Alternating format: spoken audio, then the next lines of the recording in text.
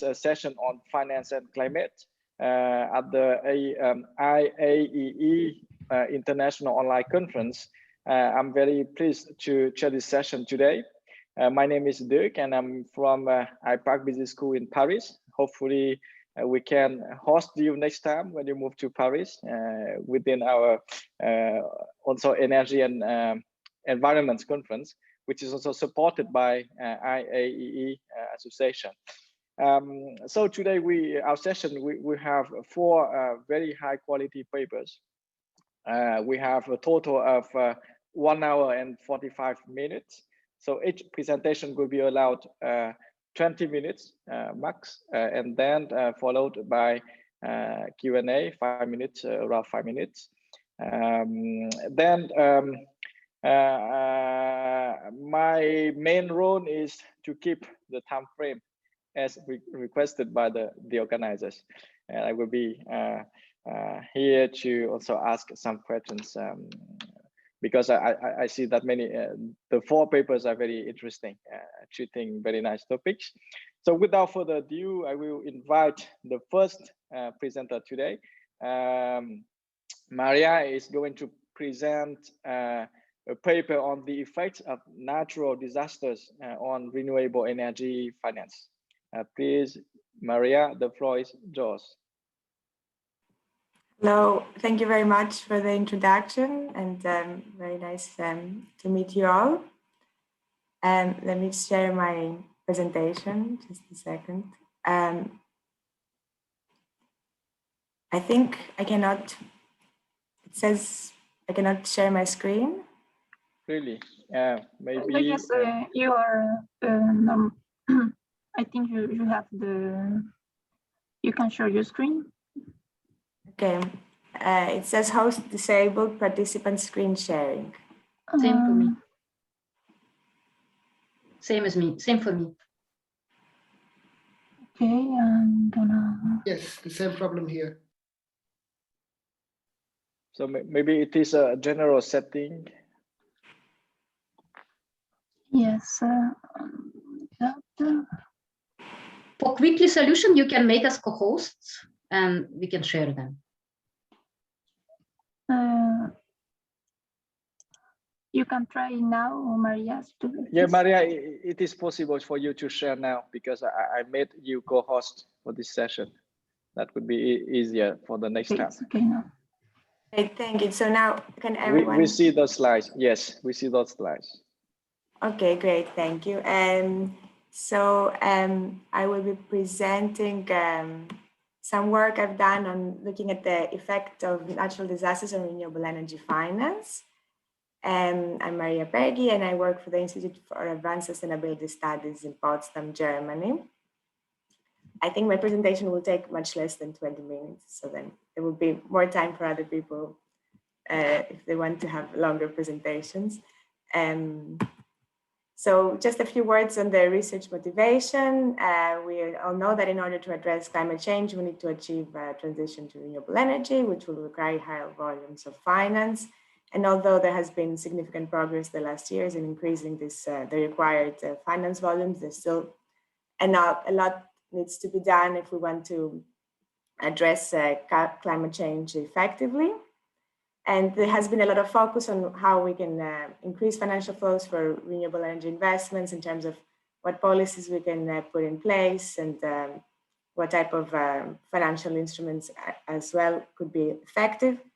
But there's also factors that can, external shocks and factors that of which we have very little control of that could also affect this process.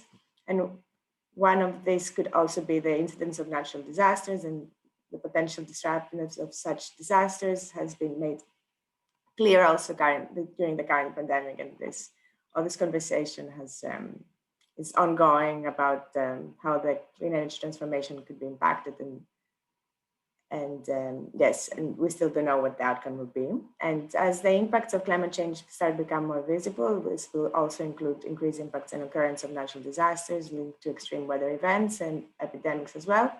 And it's very likely going to affect financial flows, including finance directed to achieve the transition to renewable energy. Therefore, understanding this link between this type of natural disasters and financial flows for the clean energy transformation, and is important in the study of energy transition. So the main research question is, do natural disasters linked to climate change have an effect on private and public renewable energy financial flows? And there's different mechanisms that are at play that could have an impact on this link between natural disasters and financial flows. And they are not just limited to renewable energy finance. They can affect other financial flows as well. So on the positive side, the incidence of a natural disaster can increase, has been shown to increase some financial flows. For example, there's more capital diverted for assistance and reconstruction, but this is the case mostly for overseas development assistance and remittances. But this could also be the case for private finance, as there is this theory that destructive natural disasters can induce technological innovation through the destruction of older, less efficient technologies. And this is a window of opportunity for new, more efficient technologies to invest in this type of more efficient technologies. And also specifically for the case of renewable energy finance, the incidence of natural disasters linked to climate change can increase awareness of the climate change, also the vulnerability of the current infrastructure on natural disasters. And this could put pressure, public pressure, and induce changes in policies, and therefore have a positive impact on financial flows as well for renewable energy finance. But also there could be a negative effect. A natural disaster can cause increased risk and decrease in the expected rate of return, can decrease income and productivity, and also less funds can be available for productive investment. And yes, I mean, this paper is, of course, won't be able to look at the respective impact of all these potential different channels and identify them, but it looks at aggregate impacts. What is the aggregate impact of the instance of natural disasters? So far, this work contributes to the literature that uses a panel estimator to look at the effect of natural disasters in financial flows, and the literature is relatively limited. The majority is looking at the impact of on overseas development assistance and remittances in developing countries, and there is some but very limited work on private capital flows, and mostly looking at foreign direct investments and other capital financial flows. Overall, the literature finds a positive effect on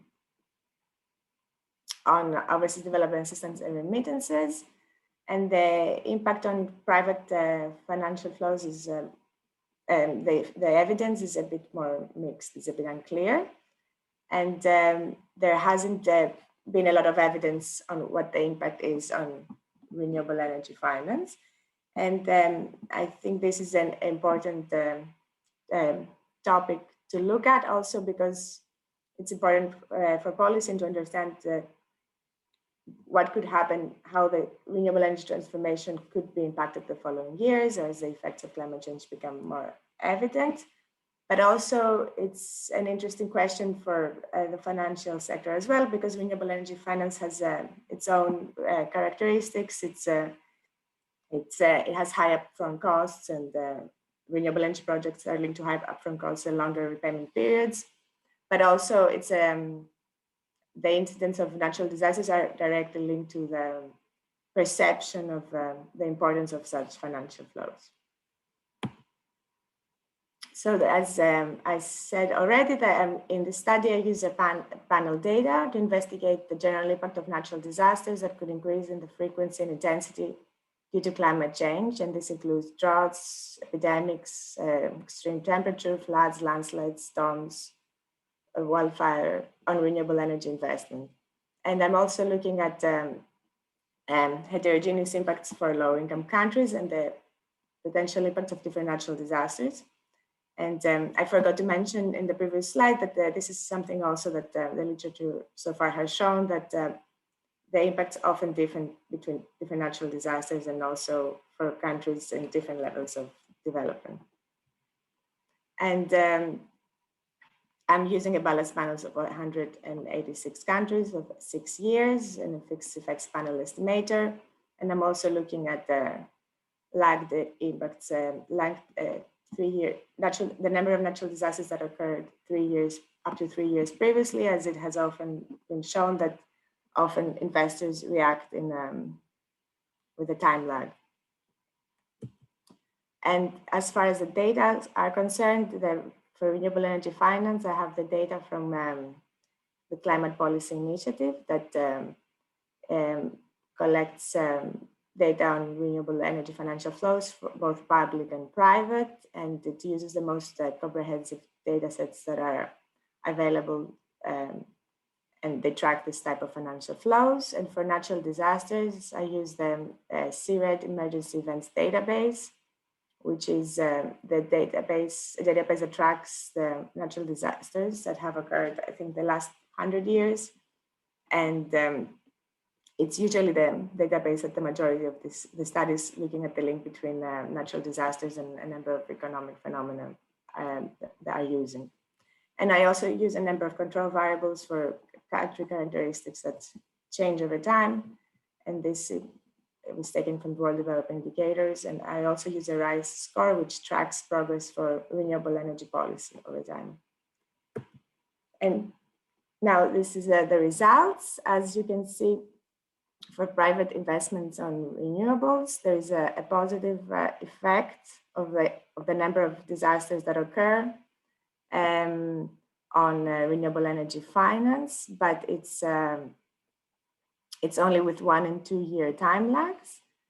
And this effect for when I include that shows that the investors react positively, but with a time lag.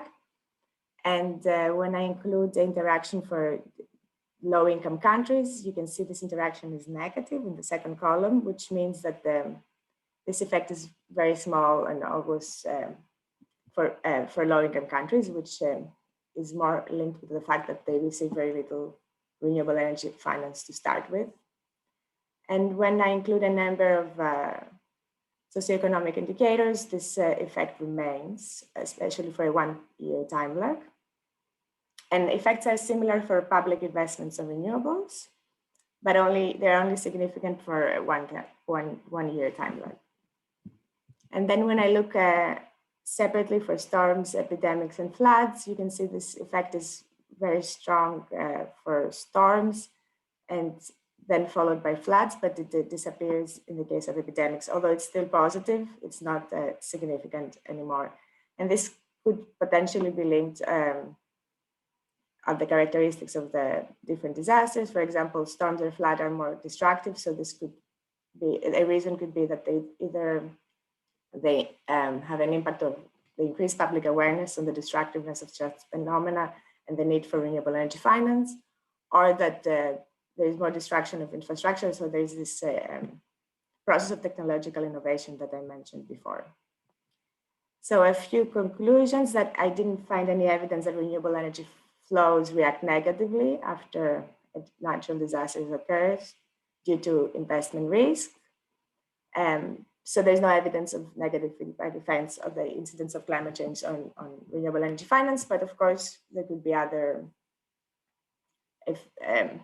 climate change could cause a negative impact in different ways, for example, through a global economic recession, for example.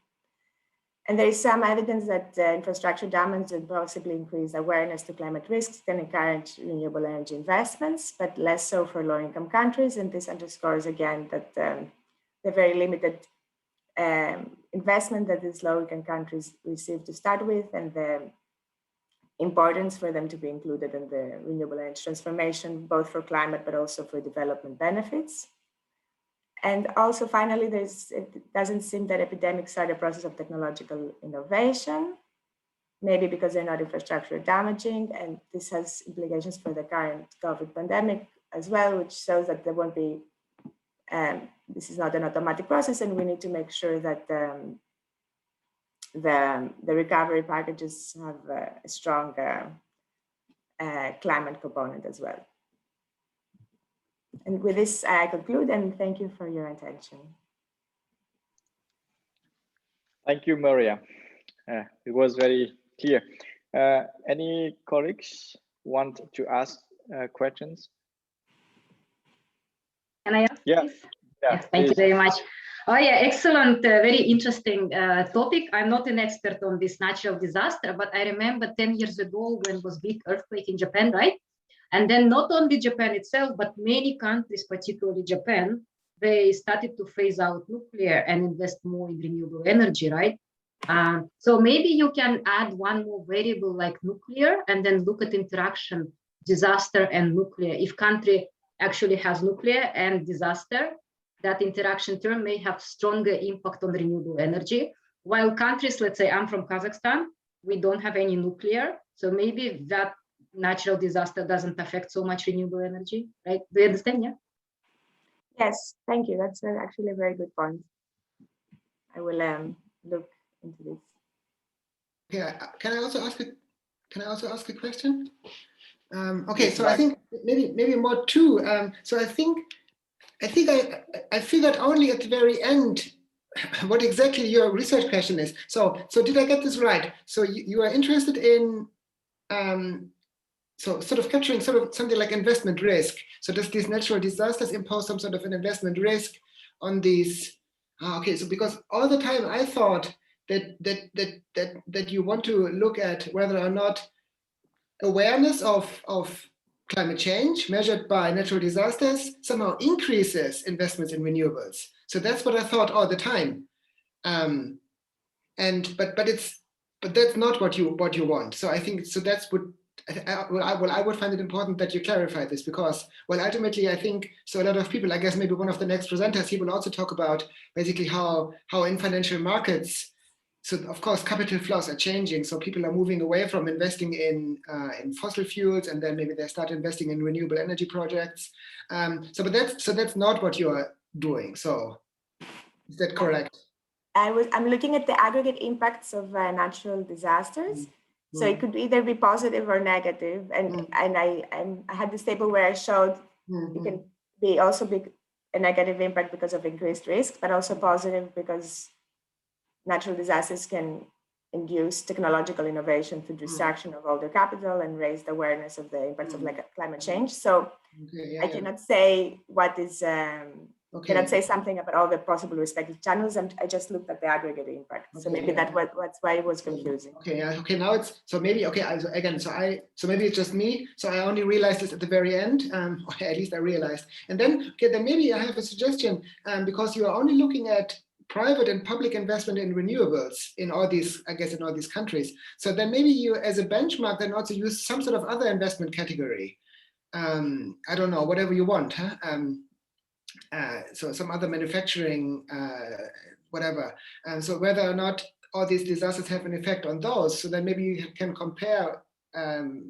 So because I was actually also thinking, maybe you're capturing that there's more awareness of climate change, and then people locally so invest more in renewable energy. So then maybe if you just also so have some data on investments in, again, whatever you want, and then maybe there is some effect or no effect as a benchmark. So this would be just an idea, but anyway, so that's all I wanted to say. Thank you.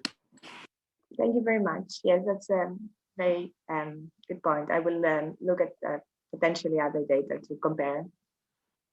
Thank you. Yeah, Maria, I just want to add some few more ideas, starting from the point, very great point made by Marc. Seems that you can add some variables reflecting the investment in other energy sources. Given that countries are looking at the policy energy mix and not just renewables. Of course, I understand that you are investigating the impact of the climate risk on the investment behavior.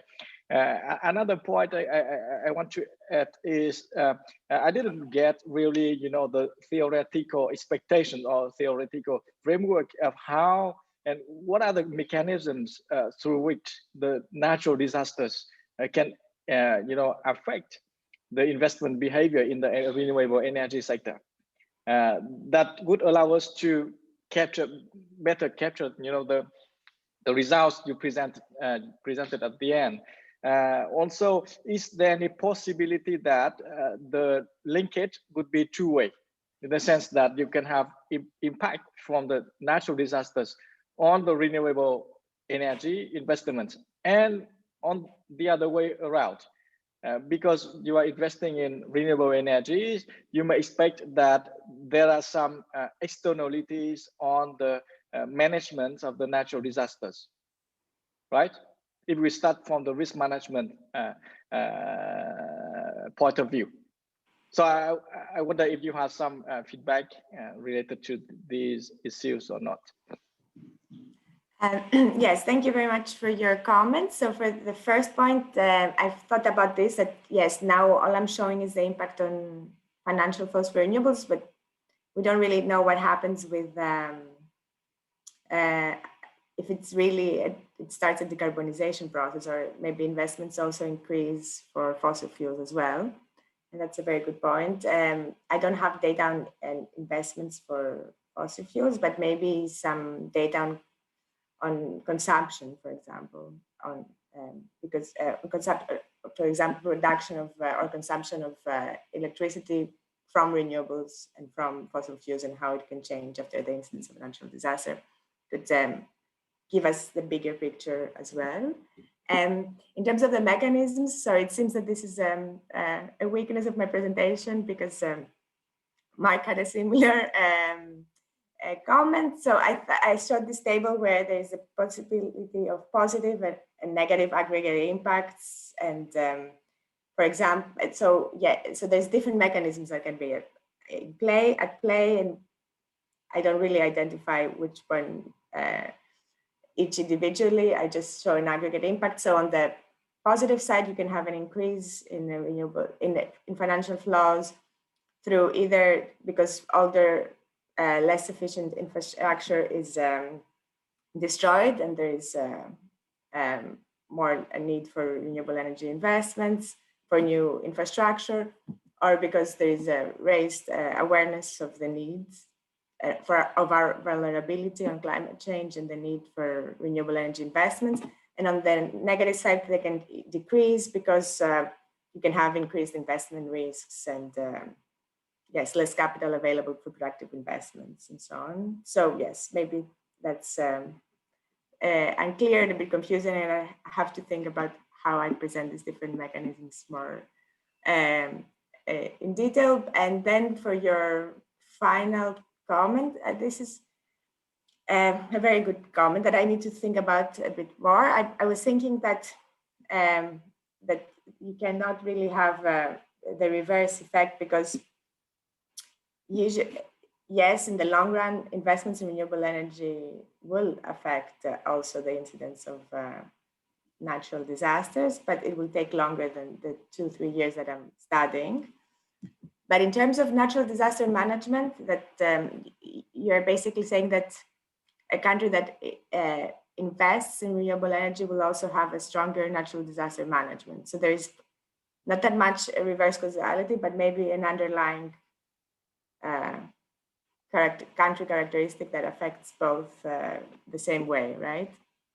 Yeah, I was thinking that the effect could be positive or negative as well, because if you have a very good organization of renewable energy plans, then you can reduce the risk. Otherwise, if you do the develop renewable energies in your any ways, and you don't care about the potential natural disasters, then they will come after with the solar farms or anything else. If you don't have a risk management culture behind, then you can increase also the risk of having more natural disasters, because basically they are changing the ecosystems. When you use the wind or when you put solar equipments, that will change also the ecosystem somehow. Just some ideas. Some ideas like this. And also the final point is that the panel of 186 countries is heterogeneous in terms of development and also energy policies. So would it's be better to separate two different groups, or developed and versus developing countries. I think that the behavior would be a little bit different. Yes, certainly. I had this interaction for low-income countries, so I separated them.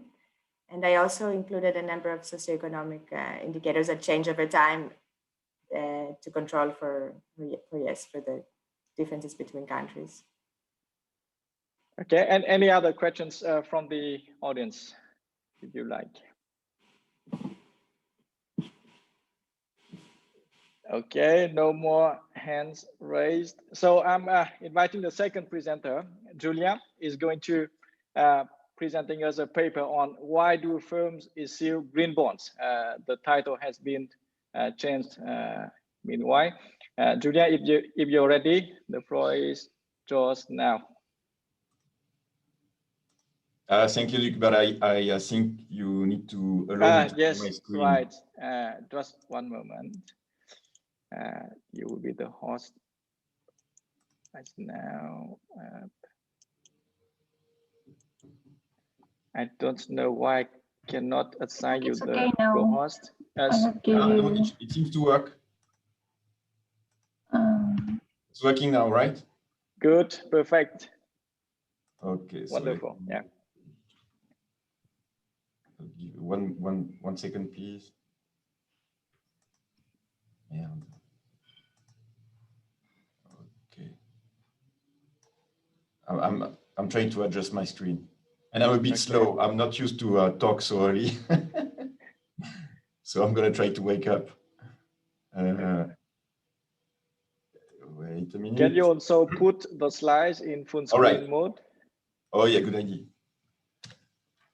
Okay, thank you. So thank you for having the paper in the program. This is going to be applied economic theory on green finance, and specifically on green bonds, something I do with my colleagues and friends, Shema and Jean-Charles here in Geneva. So the idea is that green finance allows investors to link their investment decisions to firms' environmental commitments. And the most emblematic of green finance instruments is probably green bonds. So for example, a company like Apple used green bonds to finance quite a good amount of its projects in the past few years to finance its reduction of its impact on climate change by using more renewable energy sources. So green bonds are basically bonds that commits the issuer to use the proceeds of the bond for a particular project. And these projects are often certified. So this process is externally verified. And just like Apple, an increasing number of corporations have used green bonds in the past few years. So basically, the volume of green bonds has been multiplied by 2 every year on average since 2013. This has been called the green bond boom. And the starting point of this research was to understand this green bond boom. And we first looked at the empirical literature examining what happened. And this literature seems to suggest that that green bonds work in some sense. For example, when firms issue green bonds, they reduce their CO2 emissions in the next years. Second, when firms announce that they will use green bonds, their stock price increases. So we observe abnormal stock returns at the announcement of green bonds. And third, certification is critical. That is, I told you that there are certified green bonds, externally verified, and others are called self-labeled green bonds. I mean, that means that you and I can issue a green bond tomorrow. It's not illegal, but it's not necessarily certified. These results are actually hold only for certified green bonds. That is, self-labeled green bonds do not lead to any CO2 reductions and do not trigger any investors' reaction. So I'm focusing here on certified green bonds. Now, to make sense of these results, the first reaction of the literature was to look for a green bond yield spread. That is, a spread by which firms could finance their projects in a cheaper way. That is, they would obtain a better financing conditions through green bonds. However, the literature has only found extremely low, virtually zero estimates of this green bond yield spread. That is that it costs the same for firms to finance their projects through ordinary bonds or by green bonds. That means that investors' concern is not currently playing a significant role. Okay? That is at the marginal, I mean, investors do not currently sacrifice anything when they buy a green bond rather than a conventional bond. This may be changing in the future, but currently it doesn't seem that investors' concern for the environment has played any role to explain this green bond boom. So our theory is very different. It does not rely on investors' concern. It is to say that managers use green bonds in order to signal the quality, the efficiency of their green projects. And this is what the signal reveals that explains the abnormal stock returns observed at the announcement of green bonds. And they do that because they like to increase the stock price of their firms. So more precisely, we combine two ingredients to explain the success of green bonds. The first one is that firms' green bonds is a signaling device. It's a signaling device because only firms with relatively good green projects will certify that they invest money in their green projects. So this is revealing information to stock investors that react positively to firms' green bonds that explain these abnormal stock returns observed by the literature. The second element of our theory is that managers are sensitive to their firm's current stock price. Okay? This is something that has been largely documented in finance. For example, many CEOs are paid in stocks and stock options. So their compensation depends a lot on the current level or the level of the stock price of their firm in the short term.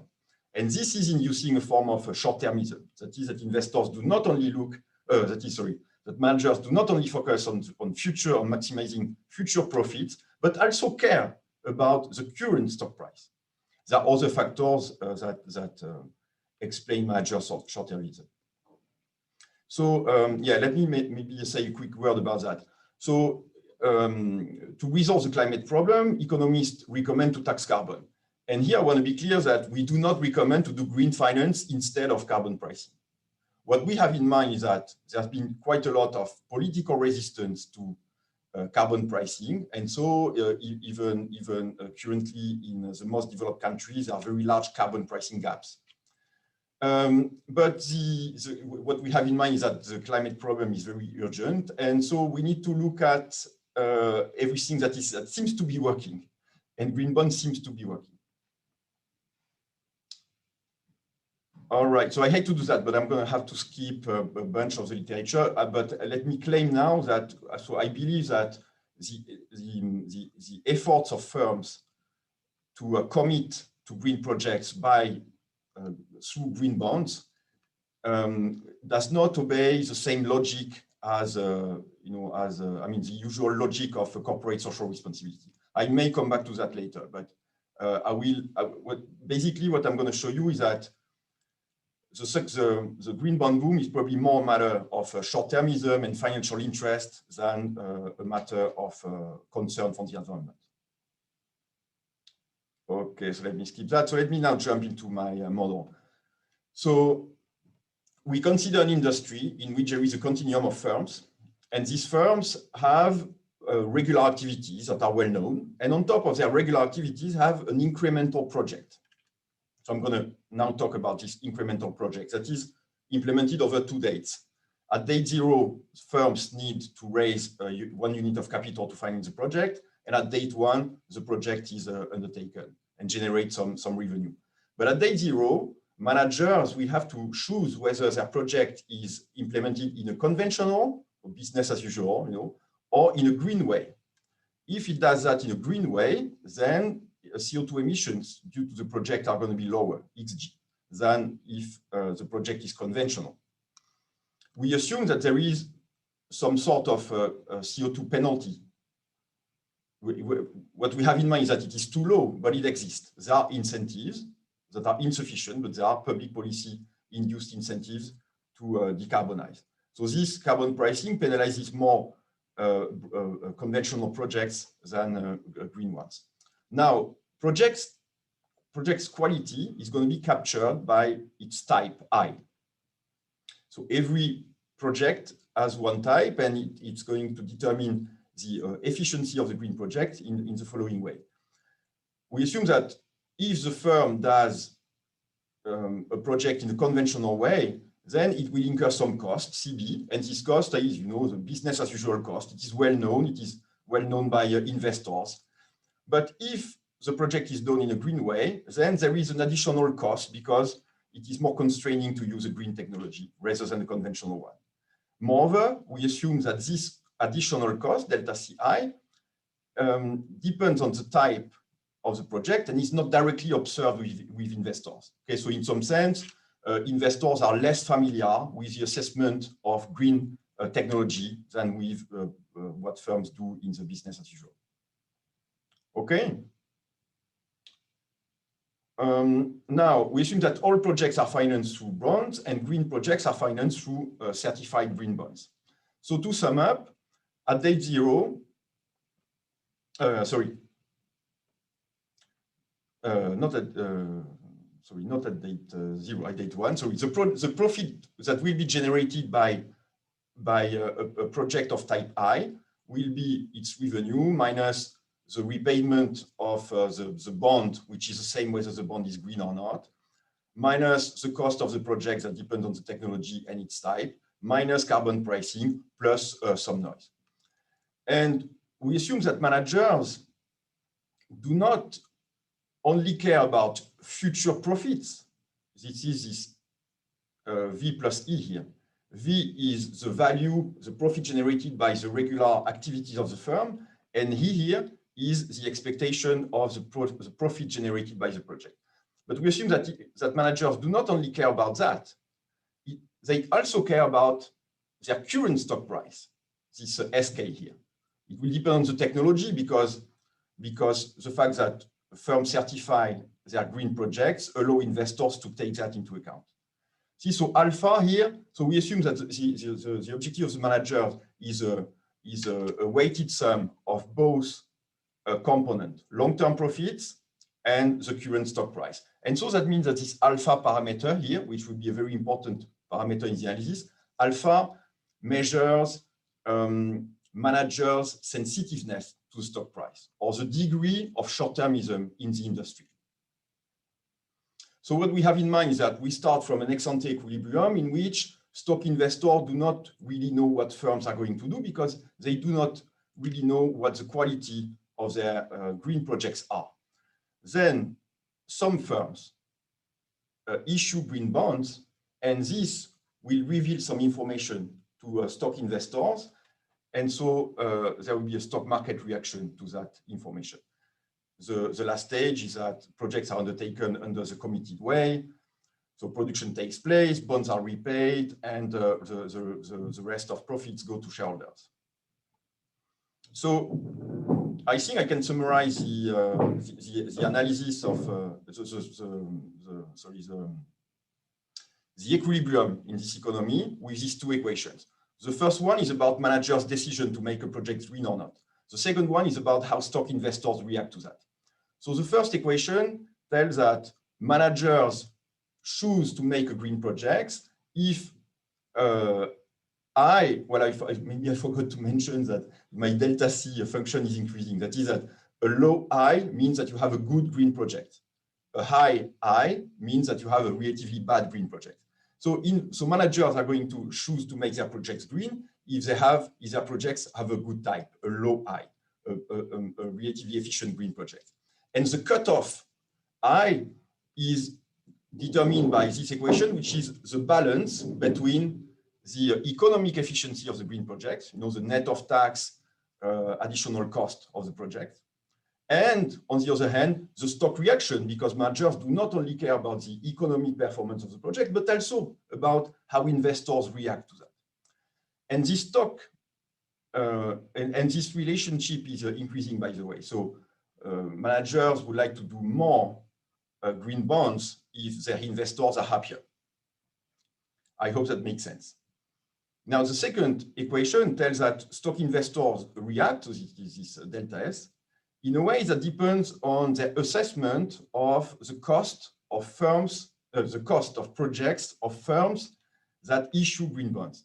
They receive a very imperfect signal. You know, your project is green or not. I mean, you commit or you do not. So they do not exactly observe the type of the projects, but they know whether you are a relatively good project or a relatively bad green project. And this is a decreasing relationship. So in the end, we are interested in the rational expectation equilibrium in which managers rationally anticipate the stock market reaction to their decision. And this is determined by the intersection of the first equation and the second equation. So IE here is the rational expectation green finance equilibrium. Note that if there was no green bonds, so the fact that projects are green could not be certified. There will be no possible stock market reaction. And indeed, conventional bonds do not, in general, generate abnormal stock returns. So the equilibrium in absence of green finance in that model will be determined by the intersection of this curve and the horizontal axis. So there will be I0. So that means that with green finance, because of the stock market positive reaction, managers do more green bonds and green projects than without green finance. So now, moreover, you can play, you can shift these curves to do some comparative statistics and see how this green finance proportion of green bonds would change if managers are in a more short-termist sector or if the carbon price is higher in their country. And when you do that, you would see that the proportion of green finance, of green bonds, increases with both the carbon price. When the carbon price is higher, you do more green projects in general, but also with the degree of short-termism of managers. So the fact that managers care about investors' reaction in the short run makes them do more green projects.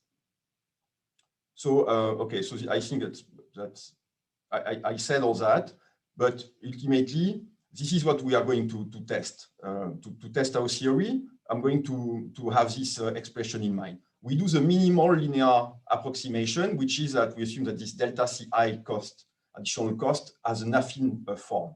And in that case, we find that the following analytical expression of the proportion of green bonds used by firms, which means that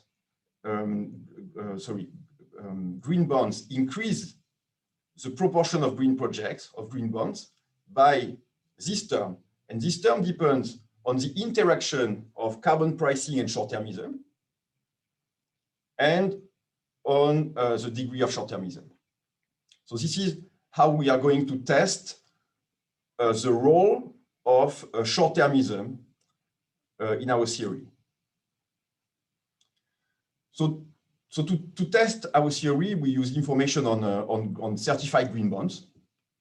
We use carbon pricing rates as estimated by the OECD, and we measure the degree of short-termism in an industry by a variable that is called WPS. It's Wealth Performance Scale. It is a variable due to Edmonds, and it measures the weight of stock components within managers' compensation. So it is very much what we have in the model. I believe it's a very good proxy for my alpha, if you like. Okay, that is the weight of all the stock and stock options component, especially as this is, so these are typically exerted in the next couple of years. So it's very, a variable of managerial incentives that captures the degree of short-termism in the industry. And when you use this proxy of short-termism and you plot it against the proportion of green bonds used, and you plot the sectors that use green bonds, you see that the sectors that use the most green bonds are also those that have a high WPS. So sectors in which managers are paid a lot with a short-term stock component. Now, what we do is slightly more sophisticated. We estimate the following model in which we use the formula I just predicted with the interaction between carbon pricing and the WPS measure, our proxy for short-termism, and WPS. And we find we find the following, that exactly goes in the same direction, if you like, that the expression I showed, that is that the interaction term is positive. And the sum of both, that is the total roll, okay, the sum of both components when you multiply this coefficient by the average carbon price is exactly this term, if you like, okay, and which is predicted to be positive. It is a total effect of managers' incentives, and we find that it is positive.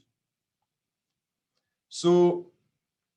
I mean, in the interest of time, I won't go much more into the details, but I would like to briefly say that we do other things in the paper I've been silent about. First of all, we use other proxies for short-termism. There are other reasons for short-termism, according to the finance literature, than the way managers are paid. So we capture that by the turnover of share, and we find exactly the same result. This is reassuring. Now, there is something else that we do and it's connected probably very much with what Dina is going to show us later, that we also verify the effectiveness of green bonds. So the relationship between green bonds and CO2 emissions.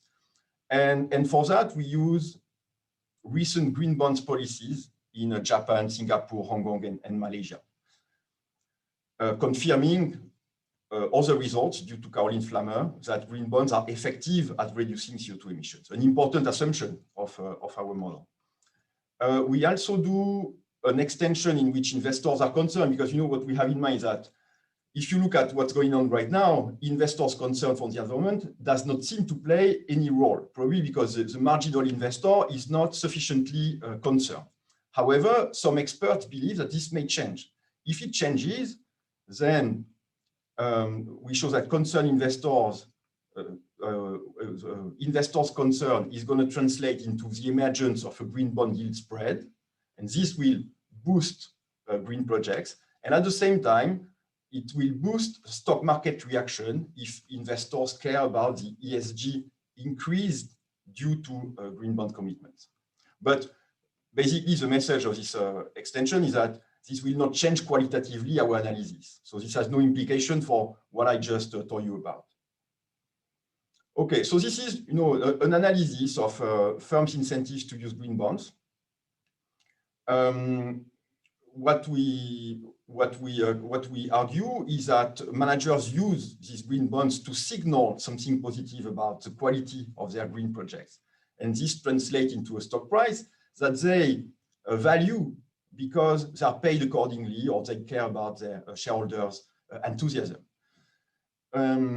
So we obtain and test a prediction that is that the proportion of green bonds increases with CEOs' concern for their stock price. And we capture that in different ways, including the weight of their stock component, the stock components in their compensation. The interaction terms that I showed you, I think has a very important implication, because it means that with green bonds, carbon pricing becomes more effective. Okay? For a given level of carbon pricing, your carbon price is more impactful, generates more green projects with green bonds than without green bonds. So the two instruments, may be very complementary. So to sum up, green bonds are booming. They seem to be effective. And their effectiveness is probably not a matter of investors' concern for the environment, but probably more a matter of managerial interest and short-termism. I thank you very much for your attention. I hope the time is okay. Yes, thanks, Julien, for this talk. It is a clear and meaningful framework. I would like to invite questions from or remarks or any comments from the audience and participants. If someone wants to, yes, please. Thank you very much. Julien, excellent paper. I really like that this message that stock increases after green bonds. That's very interesting. I'm looking forward to read this paper in full. But I have some questions regarding when you talk about CO2 reduction. So green bonds usually used for refinancing and acquisition. So for example, if it's a green building, like let's say National University of Singapore issued green bond for green building at university, but actually this building was there for some time before green bond issued. So they just issued it later. Same for other in Singapore, like DBS and other. They had this green building for years. It's just that they listed this green bond later. So such bonds cannot reduce CO2 emission, right? Because they've been long time before. And these green bonds just used for repaying loan, or sometimes they used for acquisition. So for example, geothermal plant was there a long time before, but then company issue green bonds to buy this geothermal plant, right? And then second concern about CO2 reduction, that sometimes company could be, let's say it's Canadian company, listed green bonds in Singapore Stock Exchange, and they used proceedings to buy solar panels to put them in US. So Bloomberg, I think they don't record actual location of the project. So you choose like country of incorporation, country of stock exchange, country of risk, right? Like that, but we don't actually say where project is located. So thank you, Dina. First of all, I would like to remind you that there are certified green bonds and self-labeled green bonds, and the self-labeled green bonds weigh a lot. So there are a lot of green bonds that are just not certified because they do not meet the standards of the CBI and the IMCA. And there's plenty of examples, as you said, like for example, some corporations have bought some electric vehicles that probably they would have bought otherwise, so there's probably, I mean, the self-labeled green bonds, there are plenty of examples like this one. Then when green bonds are certified by the CBI, they need to meet particular standards that shows that the firm is going to reduce its CO2 emissions. So the additionality problem is not completely avoidable. Some firms are going to use green bonds and you can see that in the model, by the way. Some firms are going to use green bonds, although they would have implemented the project in a green way, adopted a green technology, even in the absence of green bonds. The point is that green bonds will convince some more firms to do green projects. And I think in the end, it's an empirical question. So we need to rely on econometric techniques to compare the behavior of firms that issue green bonds or not. Okay? That's what Flammers does with a matching methodology. And she shows that when firms issue green bonds, if you take into account a large variety of other factors explaining CO2 emissions, well, firms that use green bonds do reduce their CO2 emissions in the next years. And maybe I'm talking too much, but Dina, so we contribute to this literature on the effectiveness of green bonds using these green bonds policies you're probably going to talk about as instruments. And I'll be very much looking forward to showing that to you.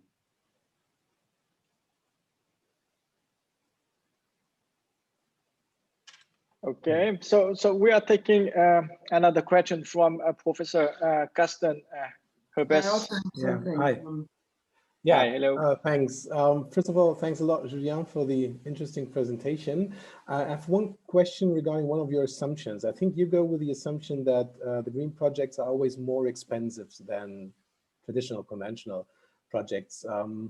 Well, in the framework of an interview study that we did, we were under the impression that many companies only do green projects like using green energy if it's also a business case. So if it comes cheaper than a conventional solution.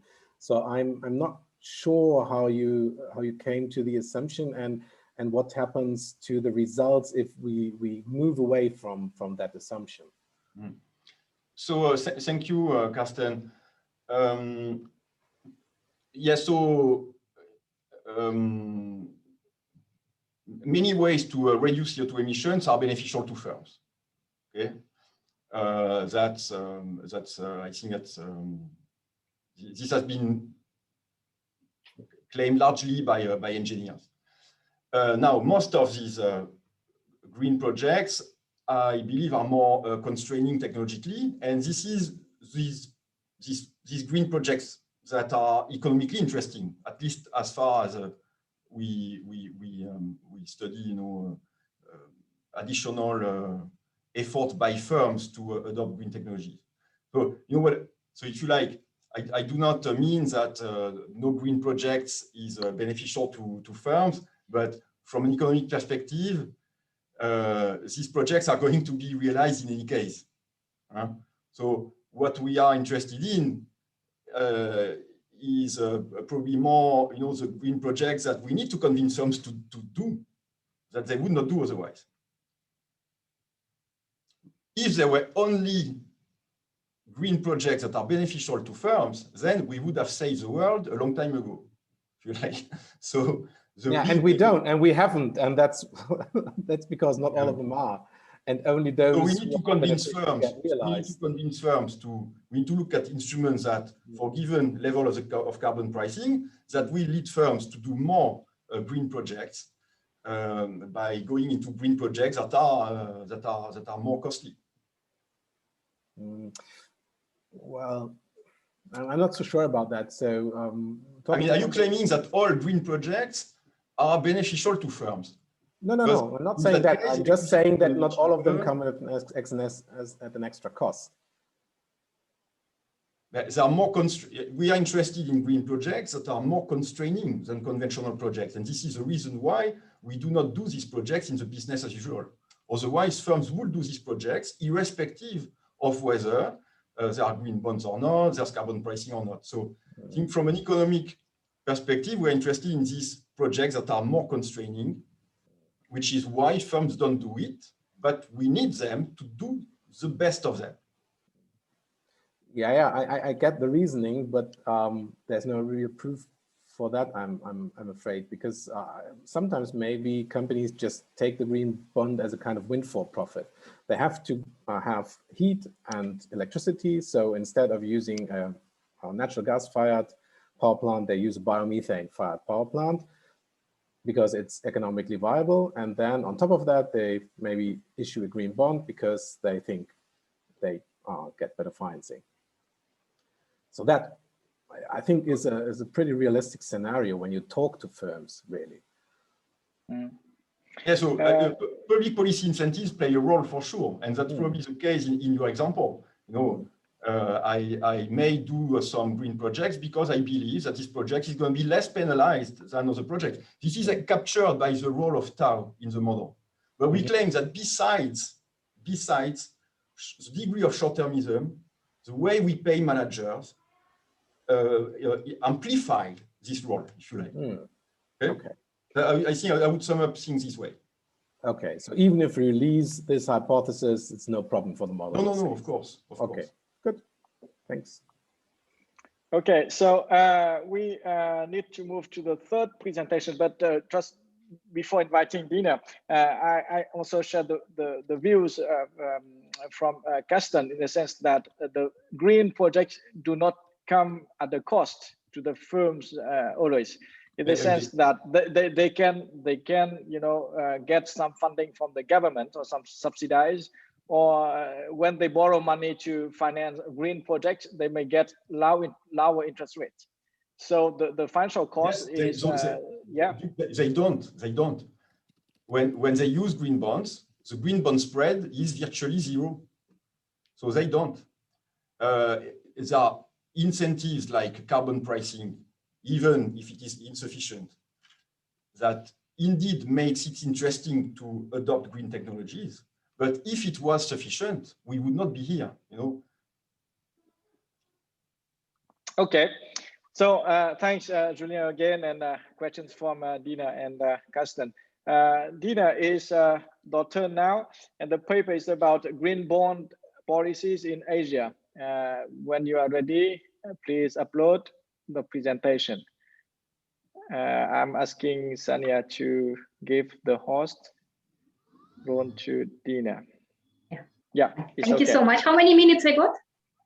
Oh, you can go between 15 and 20 minutes. And if you finish the presentation earlier, then we can ask you more questions. Great, thank you so much. It's very good that I'm presenting after Julien because he explained about green bonds. So I can skip some some things. And I will focus more on Asia. So more like Asia specific. So green bonds here are growing very fast, and we are also very excited about growth in Asia, and particularly Asia Pacific, with many countries, more Asian countries started to issue, like the number of countries growing and the value of green bonds also growing. And then we know that big issuers in Asia Pacific are People's Republic of China, Japan, and Republic of Korea. Okay, so out of all 58 green bond issuing countries, we have 15 from Asia. So in Asia, like number one is People's Republic of China, then Japan, and South. Okay, now if we compare globally and in Southeast Asia, I don't have for the whole Asia data here. This is about Southeast Asia. As I said, Bloomberg doesn't record much about project, like where project located or which project actually financed. Is it renewable energy or is it green building? So this kind of data is tricky to get. So I have this some data comparing globally and Southeast Asia. So both globally and Southeast Asia, mostly green bonds are used for energy projects and green buildings. But what's interesting about Southeast Asia, that green buildings are actually nearly half, like 43%, which is like very different from the rest of the globe. So I think it's because of the, you know, Southeast Asia, it's very hot and humid place. So like these green buildings are very attractive projects for green bonds. So many countries wanted to promote green bonds. For example, they never issued green bonds, but they want to start initiating this issuance. So there are several ways to do that. So countries started to make their national green bond guidelines. Some countries did public issuance of green bonds. Several countries initiated green bond grants. I'll talk about more about this. Yeah, and also, of course, real sector support, such as feed-in tariffs and so on. They also help green bonds. So guidelines, there are not only international guidelines, like not internationally accepted guidelines, like we heard, but there are also national guidelines. So, and also regional, like you probably heard about EU and ASEAN. These are two regional green bond standards guidelines. Yeah, there are also national. So this is explains here. There is like corporate framework guidelines, standards, you call it how you want, and then national, when country make their own, and also regional, like EU and ASEAN, and also internationally recognized. Yeah. So for public issuance, it's quite easy when government wants to start issuance of green bonds in their country. They might start themselves, government issuance. So this will provide some initial market product pipeline and liquidity. So like demonstration, more like a demonstration. And then government might hope that after that, after public issuance, private sector will come to issue. So another policy which is very popular in Asia, it was already implemented in Singapore, Malaysia, Hong Kong, and Japan. It's called Green Bond Grant. So unlike the renewable energy grant, when money are given, grant is given for buying solar power panels, let's say, this grant is given for funding external review in order to label bonds green. So there is additional cost, right, between conventional bonds and green bonds. So if you want to label your bond green, so you need additional cost for that, like you need to hire external review, for example, make your own framework and so on. So some governments proposed this one to cover this cost of external review. So then the cost of labeling bonds green is reduced. cost covered could be between 90 to 100%, and there is a maximum cap around like around $100,000. And these are few countries with examples. There are each country that has certain criteria. So there is a minimum value of green bonds, where should be listed, which project could be funded, and so on. But after these green bonds, actually, like many countries started to have green bonds listed. So for my paper, I wanted to actually to see after which policies green bonds started to issue more. If you look country by country, yeah, it's quite clear. Like for example, in Singapore, after they implemented green bond grant, there appeared new issuers, and also in Malaysia, for example. Yeah. So after looking at country by country, I wanted to look at the global sample and see how different policy affect. Because if you do it country by country, there are not so many policies. But if I take all the countries and the variety of policies. So what I used here, difference in difference model, dependent variable is a share of green bonds, private green bonds. So I was interested only in private green bonds, private sector. Share of private green bonds in total bond issuance, that's dependent variable. And on the right-hand side, independent variables, I controlled for non-green bonds, private as well, then government issuance of green bonds, then control for dummy variable for Asia, and then a set of variables for policies. Policies could be very simple, like binary variable, for example, like policy exists or not. For some policies, I used count variable, like number of policies implemented, like changes policies had. And then interaction term of region Asia and policy. So if here I can compare different policies in Asia and rest of the world. So this is the summary statistics of all variables. So first dependent variable, it's a private green bond issued as a share of in all green bonds issued. I don't do here firm company by company. It's not firm level. It's level country and sector. So for sector, I forgot to mention here. Yeah, for sector, these are the sectors which I consider. For example, financial, utilities, government, and so on. Yeah, so here 9 sectors overall. Because for different sectors, they issue quite differently, right? For example, banks are the biggest issuers. And so for some sectors, they are less experienced in issuing bonds, even not green bonds, generally in issuing bonds, they are less experienced. So that's why I control here for sector and for country and for year, annual data. Yeah.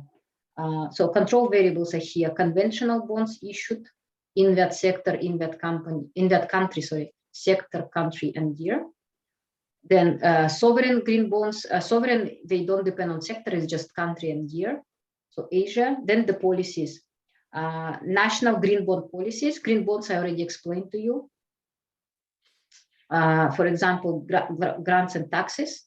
This is one policy. Then guidelines, for example, national guidelines, yeah. Monetary policy, then cooperation and policy signals. Regional green bond policy. Regional green bond policy includes EU taxonomy and ASEAN green bond standards. And global green bond policy, global includes all these internationally recognized standards frameworks, some international cooperation, and so on. By the way, the database for policy I used is from, okay, here I have this database, yeah, data sources. So most of data is from Bloomberg Terminal. Green bond policy was, initially I did it like pick up myself, each policy, but last time I used Climate Bond Initiative policy database. So I merged together my own database and Climate Bond Initiative database for policy.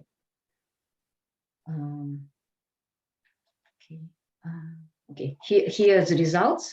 So I used, because this is multi-level model, longitudinal multi-level model, because I have years, sectors and countries.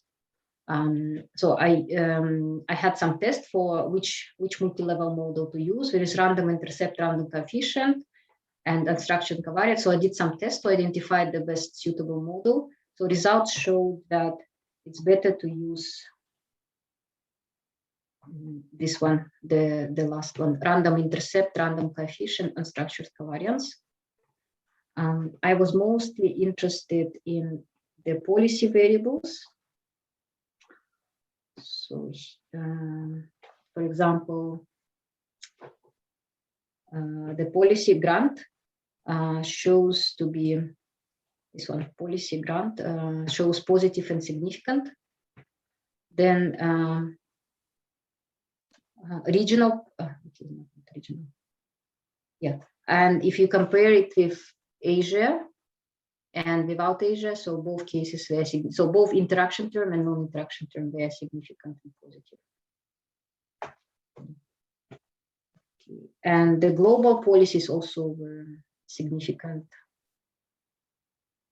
and positive, and regional policies as well. And we can compare magnitude also of policy impact.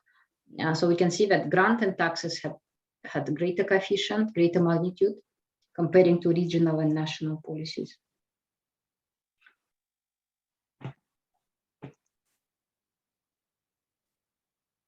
Okay, so key results here.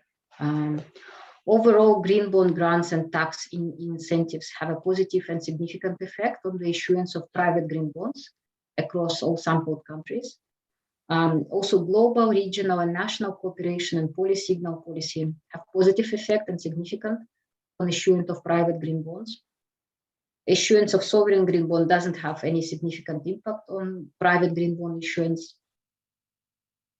Global cooperation and internationally recognized standardization of green bonds also effective in promoting private green bonds. However, such global policies are less effective in promoting private green bonds than regional policies, and also they are not significant in Asia.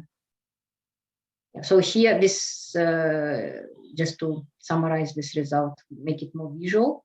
So I put this sign, plus or minus, and significance. So for national policies, these are all the national policies. Yeah. So I considered, for example, sovereign green bonds, there's no significance. For example, grants and taxes, it is positive and significant. Guidelines surprisingly showed negative and significant, so I don't know why. So monetary, like no significance, and for cooperation, it's positive and significant. For regional policies, also positive and significant, and global also positive and significant. However, magnitude, as I said before, was smaller for regional and global policies than national. So the impact from national policies is stronger than from regional and global. So policy recommendations here I would like to provide. Empirical evidence, although it's preliminary, yeah, it's still work in progress. I'm looking forward to your suggestions and to improve it. So preliminary policy recommendations suggest that government should consider green bond policies, for example, grants and taxes, cooperation and policy signals, particularly policies which reduce cost of green bond issuance, policies boosting supply of bonds at the regional and global level to incentivize green bond issuance by private sector.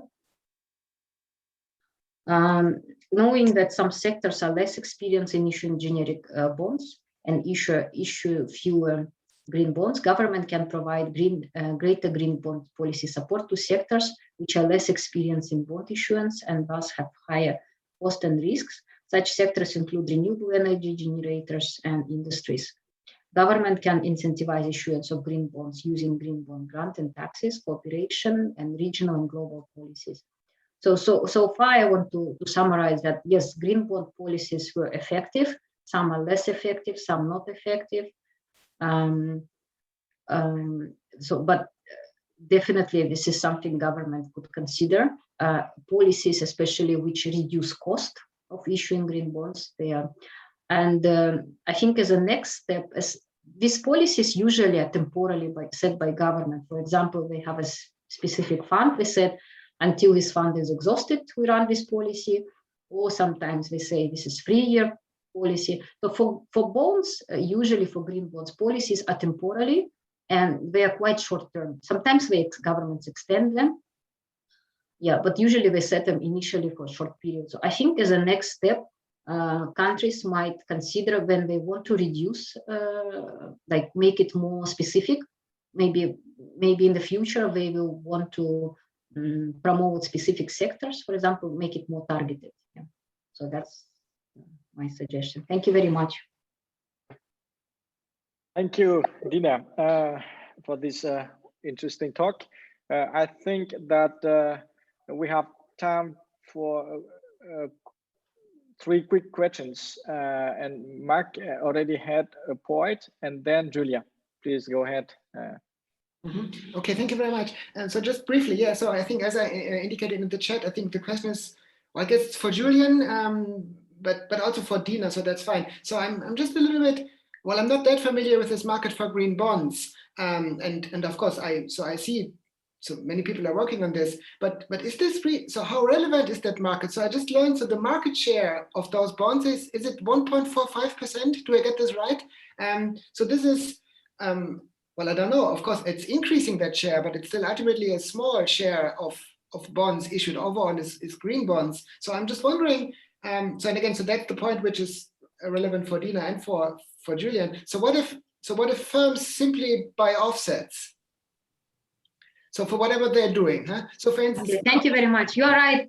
Share of green bonds in total bonds is very small, less than around 2%, up and down because of COVID.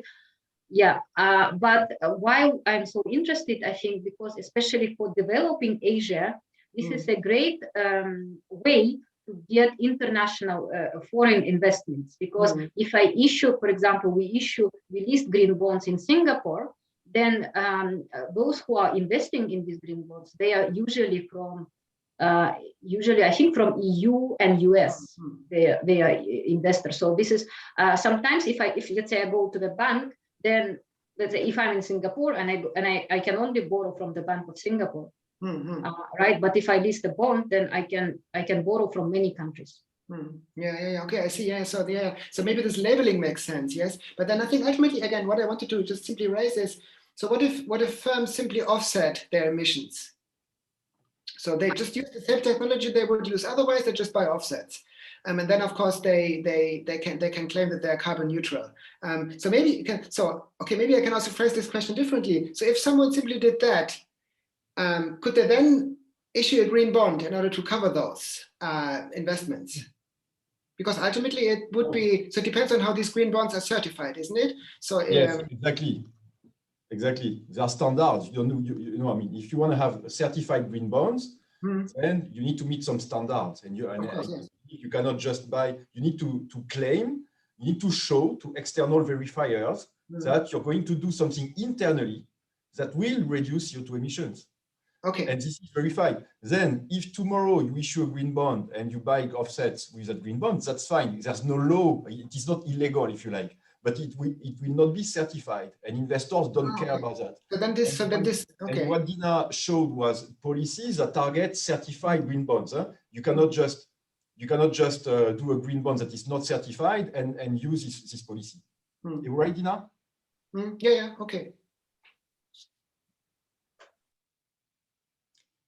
I have a question myself, Dina. Yeah, you've been a bit quick on the information you use about these policies that support green bonds. By the way, I think it's super smart to focus on these policies, because that's, a very interesting empirical experience that we now have thanks to these 4 countries. But what exactly do you observe? Do you know, for example, which company benefited from these grants? Or do you observe that at the industry level, or only whether the policy was implemented at the country level or not? Yeah, I did in detail on some Southeast Asian countries, not for global sample. And looking at Singapore and Malaysia, most of green bond issuers, they actually used these policies. But probably not municipalities, probably only corporate. Sorry again? Probably municipalities or I mean, public institutions do not benefit these grants, do not benefit from these grants. Issuers, mostly, they are like banks, real estates, right? Utilities.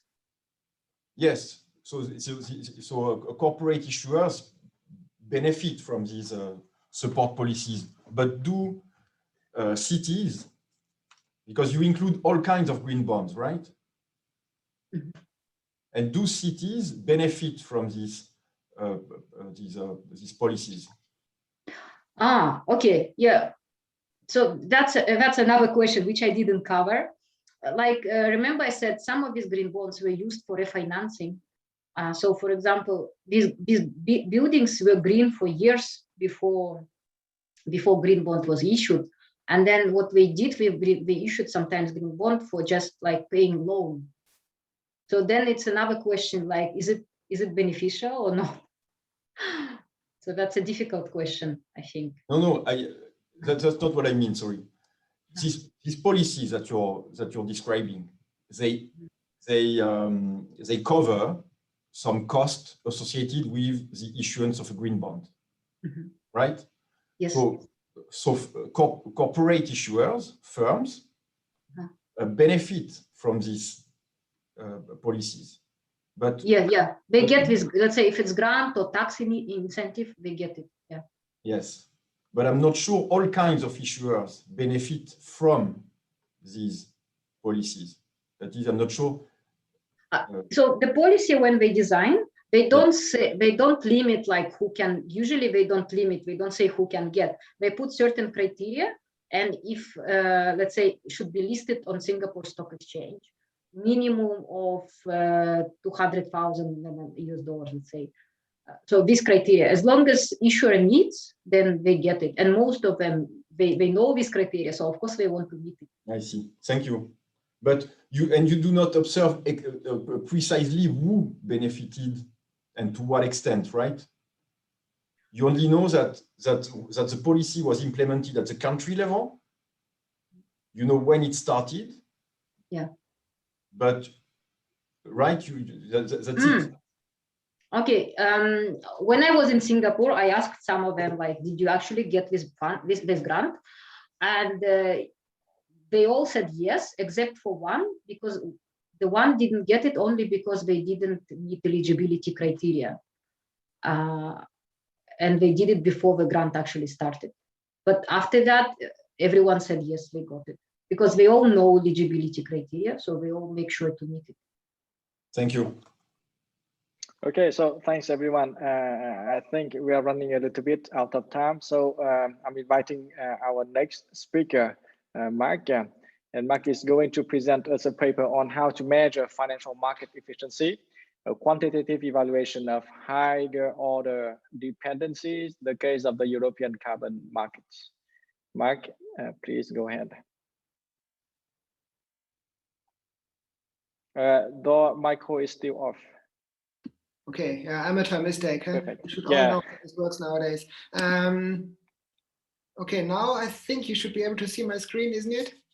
Yes, perfect. Okay, so this is about emission trading scheme. So I guess also some part of some important element of in climate finance, I believe. So this is a joint paper with my co-author Cristina, who is with the University of Hamburg. And I'm sorry. So okay, what is this paper about?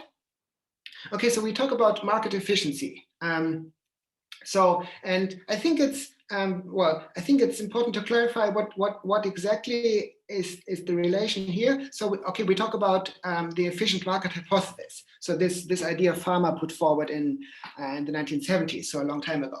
So I'm simply highlighting this because I think sometimes in the context of evaluating emission trading schemes or green investments, of course, there's also other types of efficiency which people are looking at. So that we are not interested in. So we are interested in this classic question, how to measure market efficiency.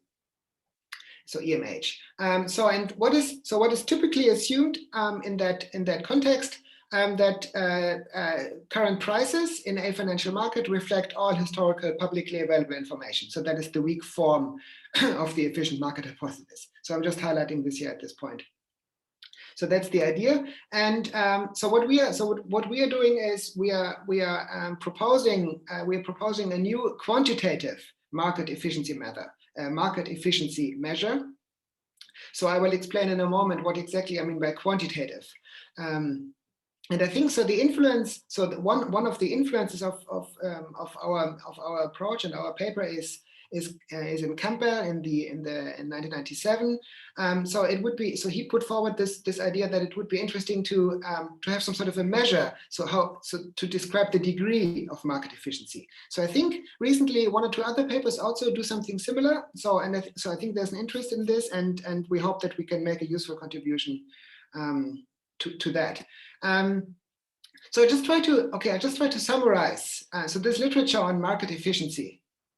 So I would think roughly that there are 3 streams of literature. So one type of paper, or let's call it type of paper. So there's one type of paper which essentially proposes a new measure for market efficiency, either a new test or some sort of a new measure. Sensoy and Tabak in 2015, they propose a new measure. And then also Christofek and Vosra, so in 2013 and 2014, they propose an efficiency index. I think that also, so technically this also uses Hurst exponents and similar advanced time series concepts. And then also recently, Duan et al. Propose yet another measure for market efficiency, which is based on fractional integration. So again, so these papers propose new measures and then of course contribute to the literature in that way. And as I said, so the letter 2 here would also be qualified as quantitative measure. So in this sense, so what we are doing is similar to what these guys are doing. Well, of course, there are numerous existing market efficiency measures and tests already. And of course, these still are being applied in contributions. But then maybe the difference between these type of papers is that they look at markets which are say a little bit under-researched. So for instance, Hull and McGrorty in 2015, so they look at emerging market, so at stock markets in emerging markets. Yukohart was looking at Bitcoin in 2016. So okay, back in 2016, Bitcoin was still something relatively new. And then also, so a recent paper, Asaf et al., so they look at art markets. So they look at are art markets efficient? Then again, so just to highlight this, these papers, they just use a method that already exists and use and analyze some markets which have not been analyzed yet. So then also finally, there's this concept of the adaptive market hypothesis. So this is also sort of vaguely related to what we are doing, because these papers are also allow one to make statements about relative efficiency. So is one market more efficient than another market? So that's what that stream of literature is about. Okay, so that's a short summary. So I still find it very impressive, even though this whole idea of efficient market hypothesis exists for a long time. So there's still a lot of research. There's still a lot of research on this. Okay, so now I'm trying to. Okay, so in terms of. So the method we are using in our paper is actually quite advanced. So it works with the concept of multifractality. So I'm not really including a lot of technical details here in this presentation. So I'm just trying to summarize this in an intuitive way. So again, so the main idea of this link between random walk and market efficiency, which is ultimately, okay, so random walk is a time series property and market efficiency is some sort of an economic or finance concept. So the link between these two is established through the idea that if there is serial correlation of asset returns, this would mean that there is some sort of predictability. And if there's some sort of predictability in a financial market, this would mean that this market is not efficient. Because again, as I said before, the idea is that all information is included in stock prices. Thus, there should be no predictability whatsoever. So that is the overall idea. And what our approach allows us to measure is the distance from a random walk. So, and that is what we mean by quantitative measure of market efficiency. So we are not only testing random walk or not random walk, so qualitative, yes or no, we do have a measure for the distance from a random walk. And okay, ultimately what we are doing is we are using an existing time series model. It's the so-called multi-fractal random walk model. And in that model, there's a parameter, it's called lambda squared. It's the so-called intermittency parameter. And that parameter we are interpreting as a market efficiency parameter. So, and what is the benefit of this? Well, as I sort of hinted before, we can compare efficiency across markets. So we can make statements, one market is more efficient than another market, or maybe we can also make statements a particular market got more or less efficient over time. So, and we are using data from the European carbon markets, the ETS, in order to basically illustrate our method. And then as a benchmark, we also use Dow Jones Industrial Average. So just to use some established stock market as well. Okay, so I don't think that I really have to explain what the EU ETS is about, because I guess everybody should be more or less familiar with this. So this is why I think I'm skipping this slide here. But maybe I should explain why do we use this market?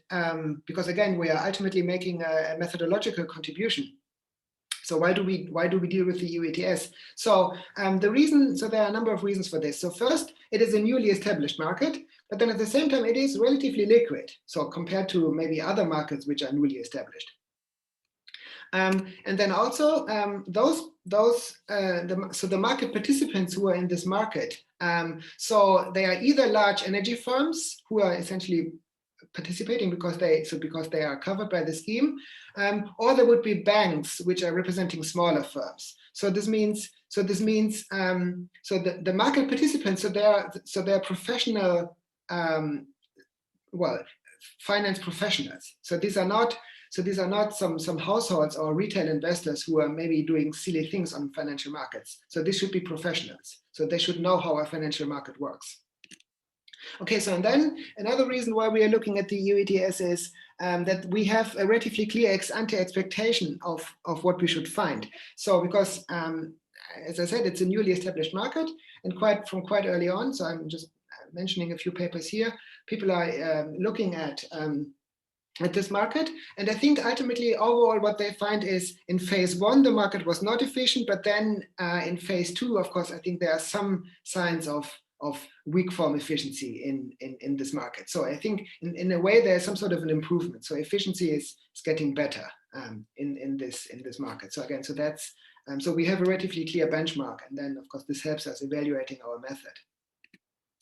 And then maybe the final reason is, so I guess we all know that some of the price movements in this market are quite special. So I think, so maybe because it's some sort of a political market, but so there are a number of things going on. There are a number of things going on in this market which make this market very, very interesting. And I think so. This graph here, well, again, I'm sure most of you know how how prices developed in this market. So, but what I mean is, so here I'm showing data till early 2019. Okay, so apologies for not really having the most recent data here.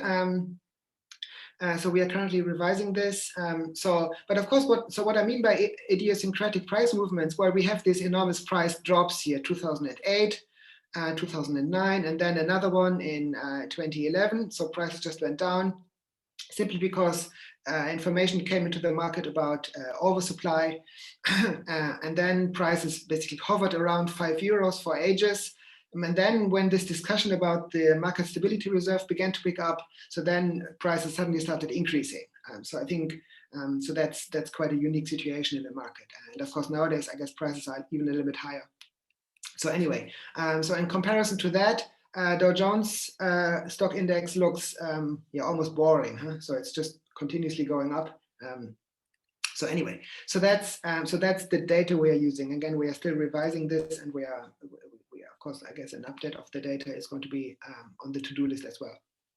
Okay, so I'm trying to summarize on one slide what the idea of multifractality is. So I guess we all know. So say if you look at data with different time periods, so say daily data and weekly data and monthly data and annual data. So then maybe it's not too surprising when I say that the probability distribution, which is describing this type of return, different returns. So there would be different distributions. Yeah. So maybe on a daily level there would be maybe more fat tails, whereas then on an annual level or on a monthly level, so this would be smoothed out. Huh? So this means there is some sort of relationship. There is some sort of a relationship between the distribution of returns and then also the sampling intervals, and that interrelation is captured by this concept of multifractality. So, and so the method we are essentially building on, so this exists already. So Musi and Bakri et al. in a number of papers in the early 2000s, they proposed that multifractal random walk, and I think it's a quite nice time series model, because ultimately there are only 3 parameters in that model. Sigma square T, and then so capital T, and then this intermittency coefficient lambda squared. I mentioned that earlier. So and that parameter we are interpreting as a measure of market efficiency. So and I think so one of the papers I referred to earlier, Daubanes et al. So just earlier this year. So they essentially do something similar. They use the this fractional integration coefficient D. In order to measure the distance between that and the random walk. And ultimately, so we are doing something similar. We use an existing time series method and we reinterpret one of the parameters. I think I'm not so sure how much time I have, but I think I should be doing okay. So one, two technical comments. Okay, so I think it's very straightforward to estimate this. So there's a well-established estimation procedure for this. So we can do 2 different types of tests using our approach. Of course, the first test is simply testing lambda square equal to 0 versus lambda square larger than 0. So this means we are testing the null of a random walk against some non-random walk alternatives. So in this case, a genuine multifractal random walk. So that's the first type of test we are doing. But then in addition to this, we also do some additional hypothesis testing. So we test whether or not lambda square is smaller or larger a specific value A. So, and of course those numbers A, of course, so they're arbitrarily chosen. So we just select a few of those. And this then allows us to make statements, okay, maybe we are rejecting a certain hypothesis. And then, of course, we can make a statement about what is the size of our parameter lambda squared. So these are additional tests we are doing, so all this is done using Monte Carlo techniques and also so the confidence intervals. So that's how we got those. Again, so in the paper version, of course, there would be much more details about how all this is actually essentially done, but. Again, I don't have time to talk about all these details here. Okay, so what are the key results? So, okay, regarding the first type of test we can do, well, maybe unsurprisingly, in both markets, so EU ETS and also Dow Jones, we're rejecting the null of lambda square equal to 0. So this means both markets are not efficient in that sense. Yeah. Both markets are not efficient in that sense. But I think this is not really a surprise because I think nowhere really, so markets are found to be perfectly efficient. So, but now regarding these additional tests we can do. So, so I try to summarize this in an intelligent way. I hope that the message comes across. So we use a number of subsamples, and then we try different numbers of that integer a, not integer, of this constant a. So we use 0.01 and 0.15, for instance, and in these subsamples here, so this early subsample, January 2008 to December 2012 for the EU ETS, we can reject this null. So this means we can infer that lambda square is larger than 0.01 in that particular subsample. Okay, we are no longer able to reject the null of a equal to 0.015. So that we cannot reject. However, in the subsequent subsample, January 2013 to February 2019, we do reject that. So this means in that period that lambda square is larger than 0.015. So this means in the second, or to express this differently, in that second subsample here, the market is less efficient than in the first subsample. So that's based on this test here. Okay, if we compare this to the Dow Jones, and I think that's probably one of the most interesting things we find. So the Dow Jones in the financial crisis period, let's call it, let's refer to it that way. We can even say that lambda square is larger than 0.04, so much larger than in the EU ETS. But then also in a subsequent time period, we then observe also in the US stock market that there is a higher degree of efficiency because that lambda square is smaller.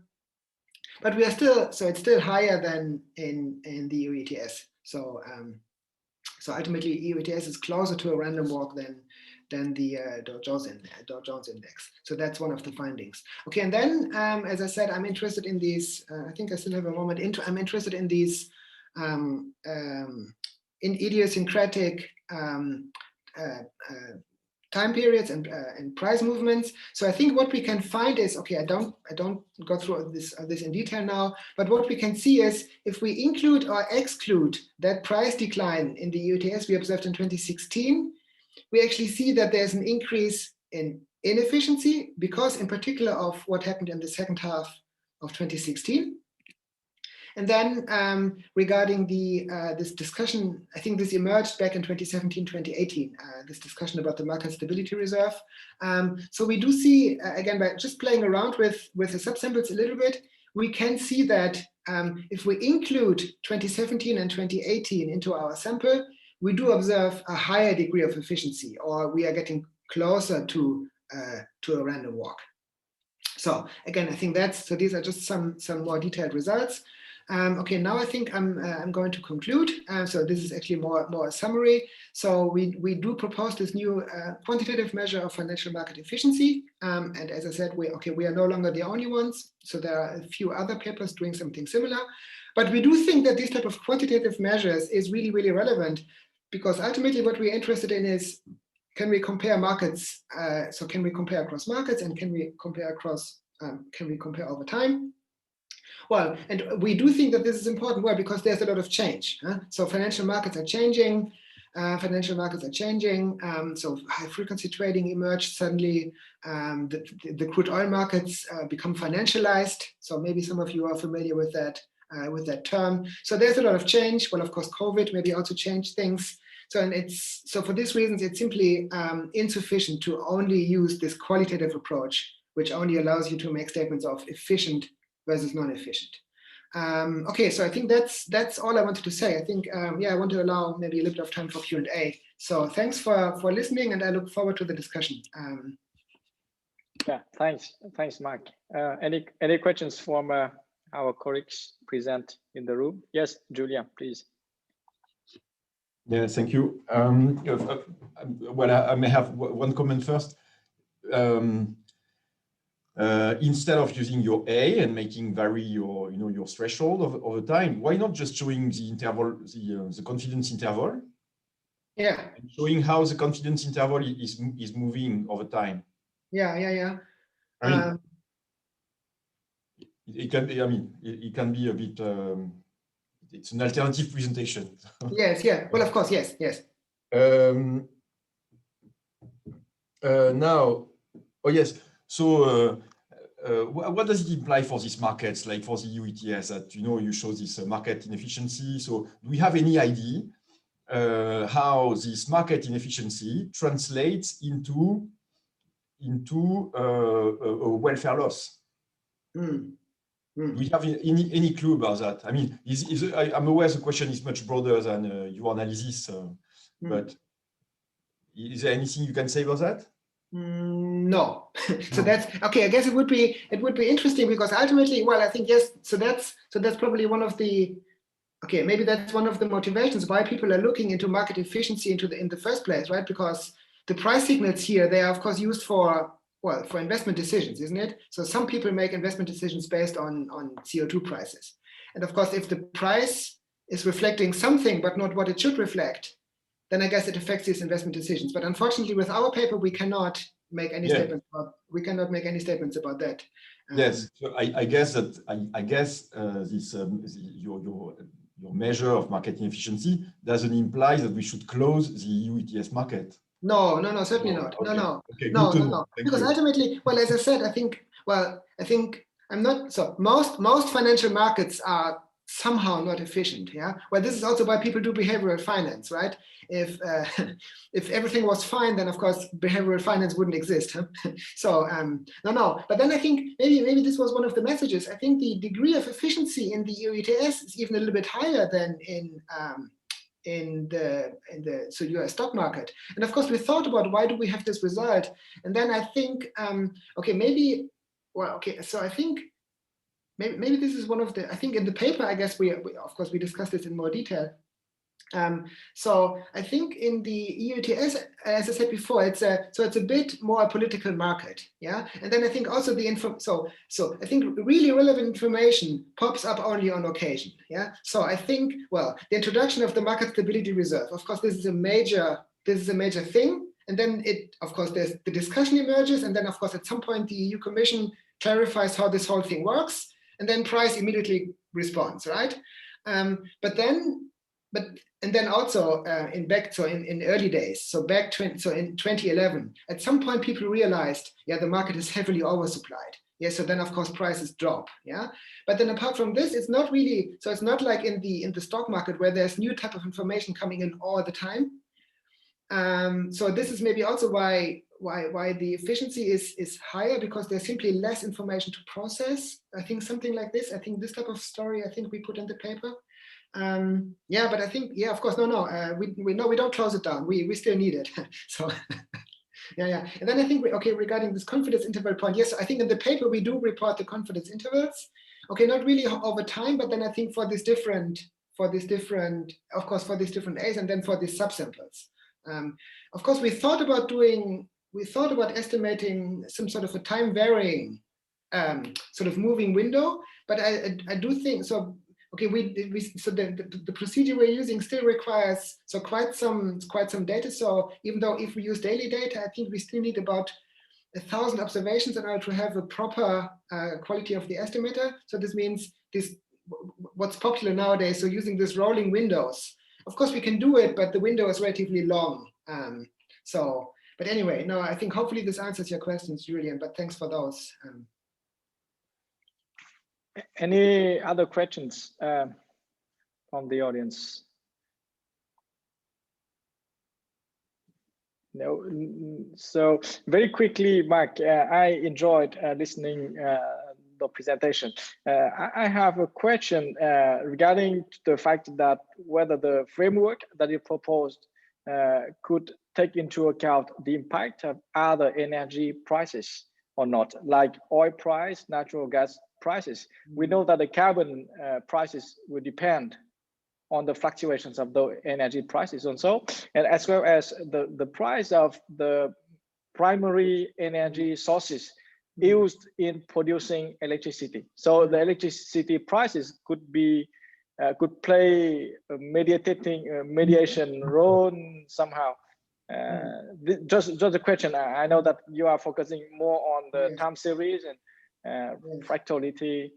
Yeah. Okay, not directly. So, well, yes, it's a univariate time series model. Of course, I think in theory, what we could do is, of course, what we extract from the model. So if we were able to extract some sort of a estimate for this parameter lambda square, and then regress this on something else. Of course, that's something maybe we can do. But then, as I said, it's ultimately a parameter, and we would need a lot of subsamples.